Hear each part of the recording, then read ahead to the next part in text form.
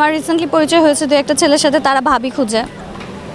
তারা বলে এই ভাবিকে আমার পছন্দ হয়েছে, তো এই ভাবিকে আমি পটাই ফেলবো। এখন ডেফিনেটলি ওই ছেলেটার দোষ আছে যে ও ভাবি পটাইতে চাচ্ছে, আবার অ্যাট দ্য সেম টাইম যে ভাবিদেরকে ওরা টার্গেট করছে তাদেরকে পটাইও ফেলছে। সো ভাবিদেরও দোষ আছে যে তারা কেন একজন তাদের হাজব্যান্ড থাকলে কেন তারা আরেকজনের কথায় পটে যাবে।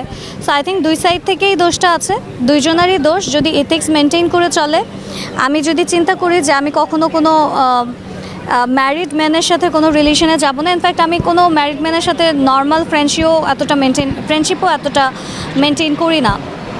So I have no interest on married man. আমার একেবারেই পছন্দ না কোনো রকম ম্যারিড ম্যান। আমার সিঙ্গেল ছেলে যারা আছে তাদের সাথেই আমার ফ্রেন্ডশিপ, চলাফেরা, ভাই বোন সম্পর্ক সব কিছু। বাট যখন তারা বিয়ে করে ফেলে, আমিও নিজে থেকে একটু সরে যাই যাতে তাদের কমপ্লিকেশন না হয়। আর যদি তাদের সাথে ভালো রিলেশন থাকে, তাদের ওয়াইফের সাথেও আমার ওরকম একটা কানেকশন হয়ে যায়।